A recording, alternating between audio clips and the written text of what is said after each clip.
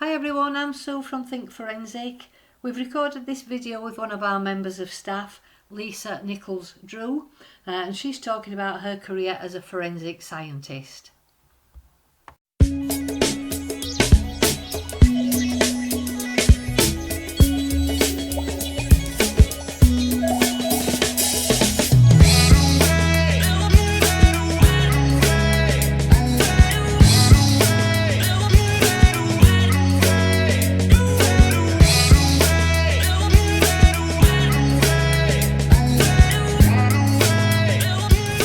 What I'd like to do today is just have a bit of a chat about your career, where it's taken you, and some of the things that you've done that have been really exciting. I know that you set off working with the Forensic Science Service in the laboratories. Can you tell us a little bit about it, please? Yeah, absolutely. So I graduated in 2000 from university course. I did biomedicine, and I answered an advert from the Home Office. They were looking for forensic scientists because of the expansion of the National DNA database. And with my biology background, they were looking for biologists. So I applied and I started working at the Forensic Science Service at the Huntingdon Laboratory in East Anglia, and within the evidence recovery unit. So what that meant was police would submit exhibits to the laboratory from a range of offences such as volume crime, which are like burglaries, vandalism, car crime type offences, and to more serious offences such as sexual offences, terrorism, armed robberies, homicide, and then eventually cold case reviews are quite complex investigations. So I was based in an evidence recovery unit, and that meant that when the exhibits were sent to the lab, we would examine them. But sometimes, excuse me, we'd get called to the crime scene or court as well. You actually attended the crime scenes then sometimes? Sometimes we would, especially if we were there to use our techniques that we'd use in the lab to search scenes for blood, for example. So if there'd been an incident where the allegation was evidence removal, so cleaning up at a scene, or searching for evidence using our body fluid tests, then we would be requested to attend the scene to undertake those examinations there. So for example, in residential addresses, or perhaps searching vehicles as well. On the odd occasion, and we might also be asked to attend case conferences where we discuss our findings with the other experts involved in the investigation, and then ultimately, because of our involvement in the case, it's always a possibility that we could be requested to go to court as well.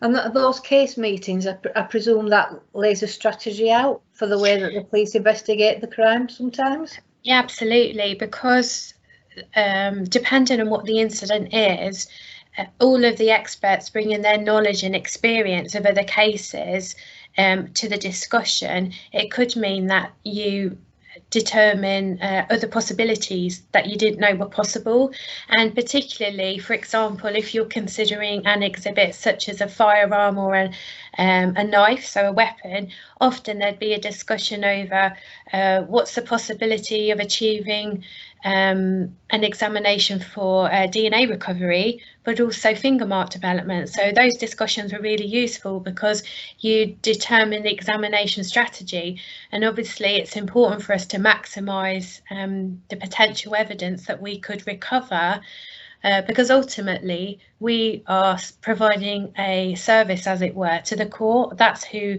so as a forensic scientist, you are impartial, you consider all of the evidence, and ultimately you're looking at addressing two version of events, the prosecution and the defence. So it's a really interesting career to be involved in, because every day, I can honestly say, is different, so it's really varied. Yeah. The Forensic Science Service closed down. Mm-hmm. And what did you do next? Well, I was really fortunate from my time in the Forensic Science Service. Not only was I a senior examiner on cases, but I also developed my technical training roles. while I was there, and I also undertook auditing. So when I left the Forensic Science Service, it actually gave me lots of possibilities of where to use my skills. So I was honoured to become a team member at Think Forensic and develop educational resources. I also undertook consultancy, so looking at quality issues or how I could bring my auditing experience to police forces, for example.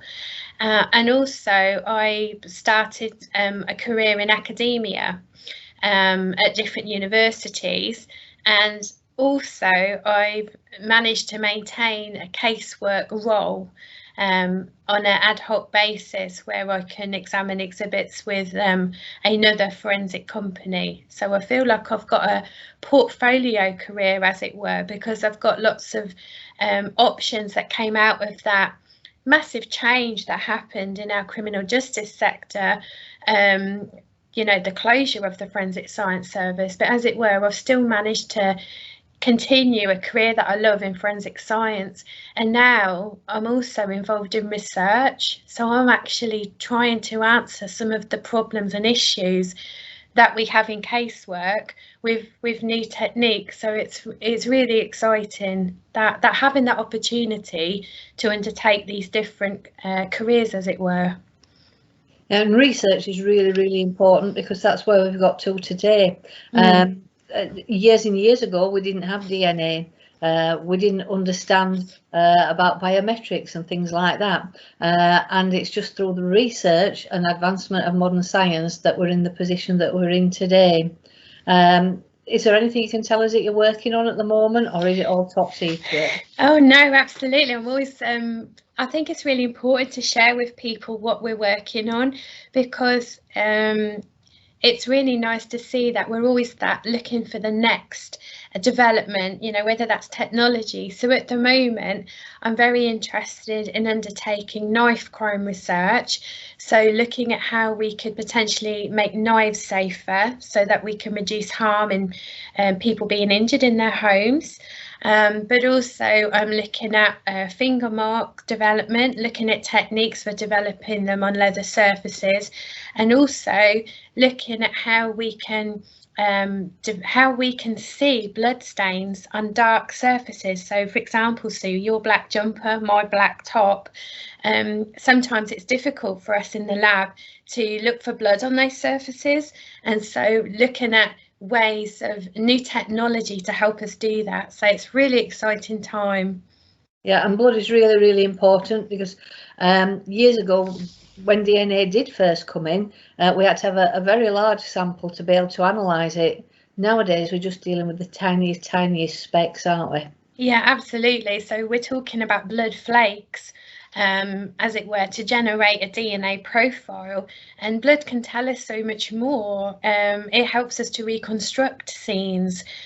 So with looking at patterns, and we can determine human from animals. So if we're thinking about wildlife crime offences, so important having these tests, and you know, at our disposal. But we've got lots of techniques that we can use. So yeah, blood evidence is really important, and likewise it's important that we present all of the evidence and that we're able to observe it and record it. So that's why using different techniques such as infrared will help us in the pursuit of searching black surfaces for blood, because it is a challenging examination and very time consuming, and it can make the examiner tired if you're looking at the same exhibit over time. So we have to be careful, and we have to have high quality in what we do.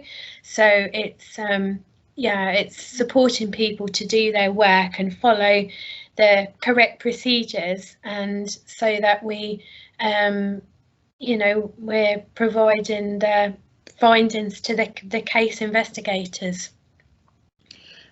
So has your research all been lab-based? I've been fortunate to undertake research outside of the UK. So in 2018, I was awarded a travel fellowship with the Winston Churchill Memorial Trust, and this gave me a really unique opportunity to travel to 2 other countries, which were Australia and Canada. And the reason I wanted to go there was to look at how they investigated knife crime, so that I could hopefully share the findings back in the UK to help the UK situation. So it's a research of a different kind, because it enabled me to see and engage with people who do the work that I do in the UK, but see them do that examination in their laboratories in their countries.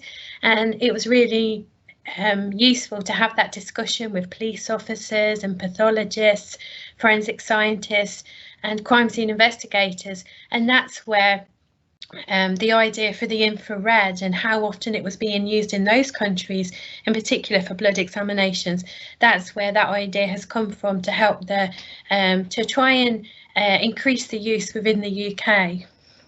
Yeah, and that'll be marvellous for some court cases as well, won't it? Yeah, absolutely. I think it gives you another opportunity, and often in forensic science and crime scene investigation, we use our light sources to help us in what we call the visible. We use it in the visible light, and sometimes there's all this other evidence that we can't see. It's almost hidden to us. So sometimes we need to utilise, if you could imagine, the either side of visible light. One side you've got ultraviolet light and the other side you've got infrared. They're opposite each other, and sometimes when we use light sources that could look in those regions, it provides us with other opportunities. So for the ultraviolet light, we can use that to help us with finger marks evidence, trace evidence such as fibres and hairs and glass fragments, and also other body fluids such as saliva and semen. So we can use that. But as I said, the infrared spectrum helps us with blood searching. So there's all these possibilities that we can use. So yeah, it's really interesting, really varied, and hopefully people can see that forensic science is so much more than fingerprints and DNA. There's a wealth of evidence around us, including the environment. So that's why it's so exciting. It's such an exciting career to be in, because I'm sure there's a forensic science specialism for everyone. Yeah, because people think, as you say, about fingerprints and DNA, and they think about gory crimes, but people that don't like blood and things like that can be put off as a career in forensics. Yeah. But there's so many branches that aren't involved in that sort of area. Absolutely. I mean, if you think about technology, the advancement in the devices that we have in our homes and even in our vehicles, if you're thinking about satellite navigation systems in vehicles, your mobile phone, your computers, all of those require a unique analysis. So that's just one aspect of forensic science.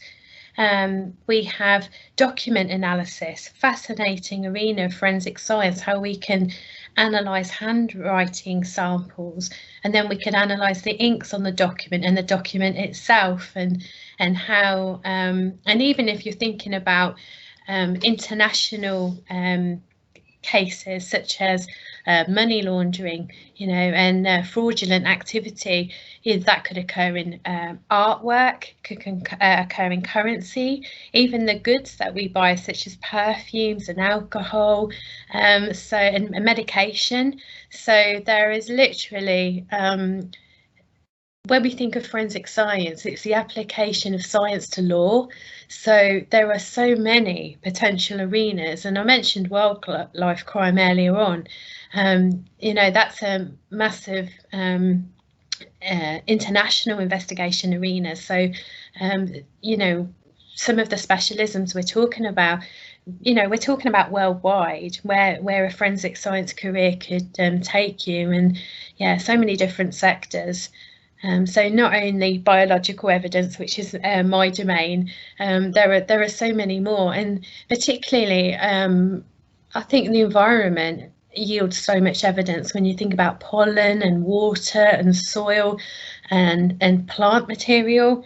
In some of the major investigations I've had the privilege of being involved in, the environmental evidence has been really integral to the investigation, because it helps to link vehicle to a scene, or a suspect to the scene, alleged suspect to the scene, perhaps a victim to the scene, and that's without even considering animals and animal hair. So yeah, so it's a real diverse subject. Yeah. What's been the most exciting or interesting time in your career? That's a really good question, because I think there's been so many. I mean, there's been cases that I've had the privilege to be involved in. I suppose the most exciting part is probably when I got the opportunity to work in the Home Office at the lab, and I entered this career, and I didn't realise that it's not just a career for me, it's become my passion, forensic science. So that's probably a career highlight. There's been many investigations where I've been privileged to be a part of, and I think having the opportunity when the FSS closed to come and work with yourself and the team at Think Forensic, and work with people who are so passionate about forensic science and educating people in it, I think that's been a privilege as well. That's been a highlight. And I don't want to be greedy and say another one, but perhaps the knife crime research, because that's as someone who's come from practice, research was it used to be like alien to me, but to have a paper published in a scientific journal and have the potential for this to save people's lives, I think that is pretty special. So yeah, I've been privileged. I've had really I've had the opportunity to work with amazing people and continue to do, like yourself in the team, and so yeah, and so hopefully people can see that a forensic science career can be varied, and that's exciting because it offers many possibilities. Yeah. And what advice would you give to anybody thinking about a career, possibly in forensic science or one of the branches, or even being a police officer? Oh, I would definitely tell people, say to people, consider a career in criminal justice. So whether that is as a police officer or investigator, crime scene investigator, in the court service, or in forensic science, in the scientific world of mainly the laboratory, because it's a career like no other. It provides challenges, but it's such a privilege to work in this sector. So I would say, if you've got an interest in the subject, and people sometimes think that you have to be very, very clever to work in this sector, and I don't think that's right. I think you've got to have the interest for the subject, and whatever career that is, if you've got an interest to do it, then go for it. Don't be put off by people. Go for it, because in my opinion, in my experience of lecturing to many hundreds of students and colleagues who have trained in practice, the most important thing is to have an interest in that subject, because you'll make, if you've got an interest, you'll make a career out of it, and it will be something that will give you contentment and also a sense of well-being, that you're contributing to society. So yeah, definitely go for it. And there's many different routes in, so you could take A levels or a BTEC if you're thinking about forensic science. You could go to university and study general forensic science or a science degree. If you do choose forensic science degrees, try and look at ones that are accredited with the Chartered Society of Forensic Sciences. Sorry, it's a bit of a mouthful, but that will give you the endorsement that course has been approved to be high quality, and it's because they cover 3 aspects: crime scene investigation, laboratory analysis, and then it's also important to consider the interpretation of evidence at court. So those 3 component standards are really important. Yeah, and then who knows where it opens up many possibilities for you. So yeah, but don't ever let anyone dissuade you from such an amazing opportunity of being involved in it. That's my advice. Yeah, if people say that, then then just keep going with it. And that persevere with it, because if you really truly want to do something, I've got no doubt that you'll achieve it. Brilliant, thank you. So well, that's it for today. Thank you very much. I'm sure our students will find that really interesting and really valuable. So once again, thank you, Leisa. Thank you, Sue. Take care.